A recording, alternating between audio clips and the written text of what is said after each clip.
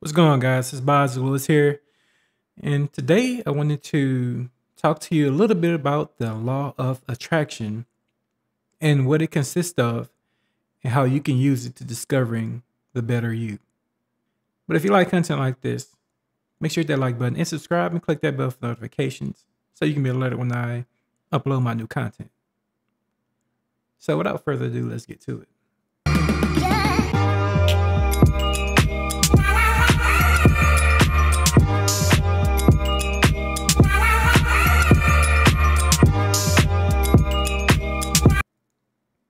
The law of attraction.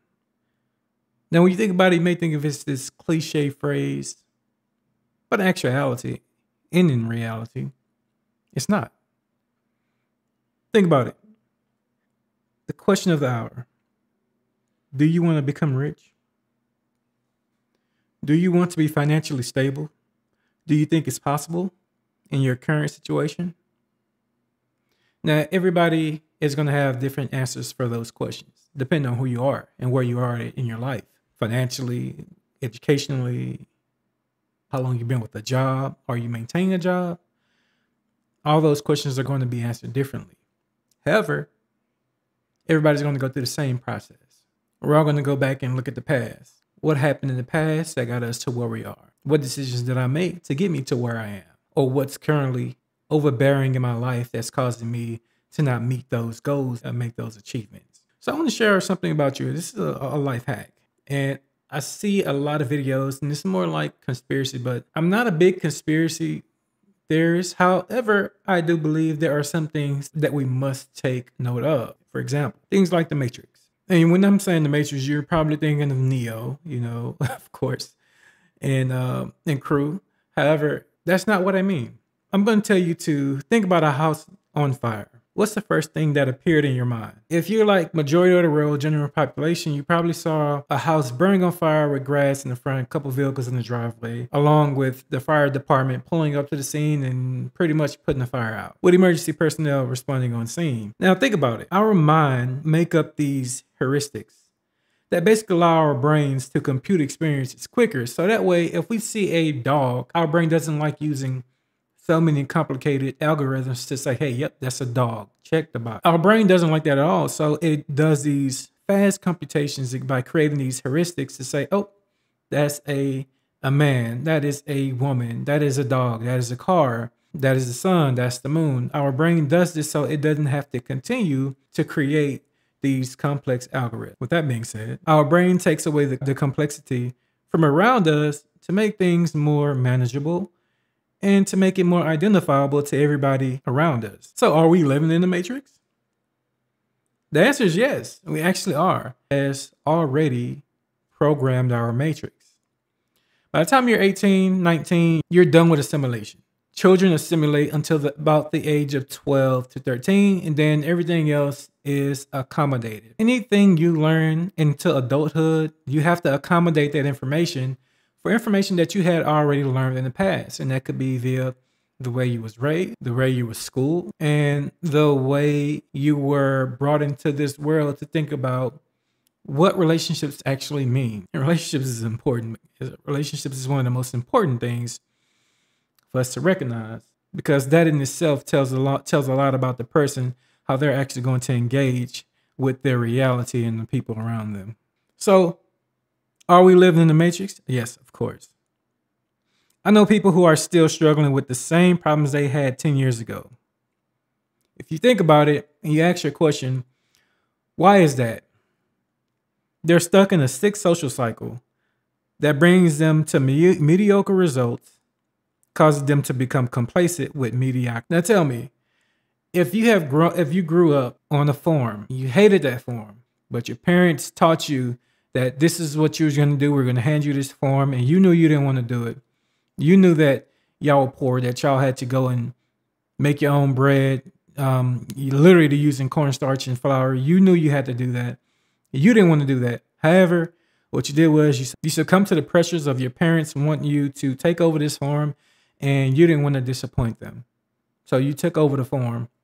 And here you are 20 years later in middle adulthood, and you're having anxiety and depression issues because you're doing something that you didn't want to do in the first place. You can't leave because you've heavily invested in too much time into this form that your parents want you to take over. Complacent and mediocrity. Now, by all means, I'm not saying that forming is not important. Yes, we do need formers. But do you need to be a former? Now think about the other side of that. The people who grew up a former, parents who wanted that person to become a former, and that person decided, nope, I think I'm going to pass. I appreciate it. I'll do my best to manage it and maintain it as I can. But I think I'm going to go down this path. I think I want to go to college or the university and become engineering, or an electrician or doctor, a pharmacist, you name it. Maybe even a teacher, an educator. Think about it. What is the difference between those two mindsets? Here's something that I call the Great Reprogramming. Now, what is the Great Reprogramming? You're probably asking. This is a time in your life. It doesn't matter what time it happened in or what time it happened in, whether you were a teenager, middle 20s, late 20s, early 20s, late 20s, early 30s, late 30s, early 40s. This is what I call the Great Reprogramming. And this is a person who decides to reprogram their matrix. They want to try something else. They want better results. They want different results. So they are going to actually reprogram their matrix. So whatever they were taught growing up, they're now going to question. Whatever they were told, they're now going to do the exact opposite instead. We cannot learn without pain. With that being said, what comes along with the Great Reprogramming is the fact that we're going to have to question some of the things that we were taught in childhood leading up to our adulthood, which is probably going to cause a great conflict between family and friends. However, you got to remember that because we are in a matrix and people are still in their matrix, when you start trying to deviate away from this matrix, you're going to get some backlash. Whenever you start feeling backlash, that means you are doing something right. I'm not saying, hey, if you go and rob a bank, you're not going to get in trouble and the backlash is the police coming after you. No, I'm not saying that. There's a difference between doing something that you're not supposed to do and doing something a little bit different just for different results. And with those results comes the backlash. If you want to start a new business, you want to be an entrepreneur, that's what I mean. The backlash coming from you wanting to be more. But that's only the time that you need to sit down, buckle up, put that gas pedal to the floorboard and break barriers. That's what that means. That's pressure that's telling you, better yet, asking you, what are you going to do? You've made it here. You made it to this level. So how are you going to react to this pressure? Because you wanted something new. You want to reprogram your matrix. The matrix doesn't like being reprogrammed, first of all. However, there's something that actually helps you with this reprogramming of the matrix. And I call this, and it's a familiar term, the laws of attraction. Here are the universal principles that make up the law of attraction. Number one, like attracts like. What this means is that people tend to attract people who are similar to them, but it also suggests that people's thoughts tend to attract similar results. It also works opposite. So negative thinking is always believed to attract negative experiences, while positive thinking is believed to produce desirable experiences. So let's break this down. If you find yourself surrounded by a group of people and y'all are in the exact same situation, I'll give you an example. Say you have Bob and he's with Timothy and Joe. Timothy and Joe work in a warehouse and they are married with children, struggling to pay bills because whatever it may be, medical costs, the miscellaneous costs that they need for their children, clothes, they're all frustrated on the brink of divorce. Timothy and Joe are similar. So what do you think is going to be with Bob? How do you think Bob's situation is going to be? Do you think it's going to be completely different? That he's going to be above them? Do you think that his situation is going to be a lot better than what Timothy and Joe are experiencing? The chances are, no. Bob has a high probability that his experiences are going to be the exact same as Timothy and Joe. This is what I mean when I say like mind attracts like mind. These are the things that we have to be very cautious about. Friend, family. Yes, family. Co-worker, colleague. You have to be aware that sometimes you attract whatever you're going to be. So if your friends are cheaters, your friends are single, guess what you're going to be? If your friends were married and divorced, guess what the probability of you being married and divorced? It's going to be a lot higher, believe it or not. So one of the first things is look outside your groups. Look outside those friends. Look outside those family members. Go to where it feels uncomfortable. Don't shy away from discomfort. Discomfort could be good. because all that means is that you are trying something new because you want different results. Tip number 2, the vacuum. So if you remove negative things from your life, you create space. You should fill that void with positive things. You don't want to remove something negative out of your space just to bring something else negative in.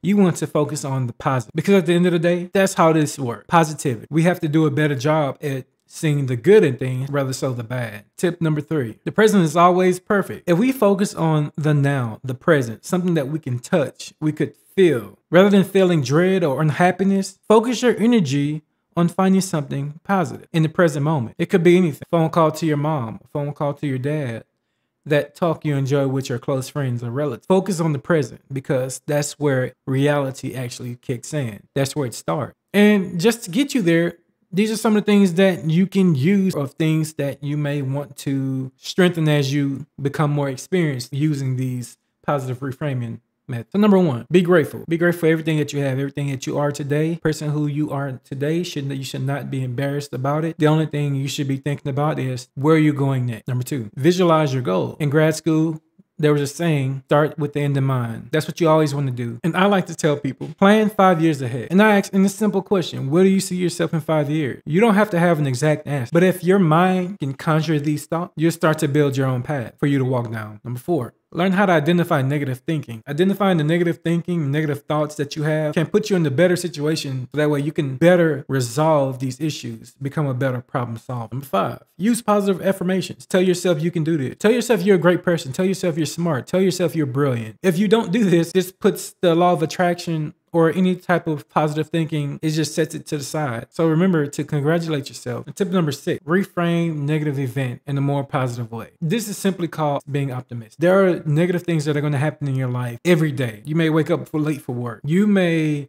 miss a doctor's appointment. You may miss deadlines for work, but you have to remain optimistic and take the outlook on your life. Take another outlook on it. Pull the positives away from it. Learn. So another thing I like about the impact of law of attraction is its spiritual effect. The law of attraction may produce results because it taps into people's spirituality, which is also connected to a variety of health benefits, including reduced stress, better health, lower depression, just overall well-being. And it's like aligning God or the universe with your own wishes. This is something that you cannot escape. Like, this is something that you are commanding at your will. When you can connect thought-provoking things together, something that you want with something that you highly believe in, when you can bring those two together in combination, you have a powerful source to tap into at will. I say this to say that. Are you on your way to finding the better you? I hope so. We can all continue to grow. There's always room to grow. Nobody is living a death sentence. Nobody is sentenced to be themselves for the remainder of their life. You have an option to change what you think at any point in time. You really have to be willing to learn, fight through the growing pains. But out on the other end, you will see a better you.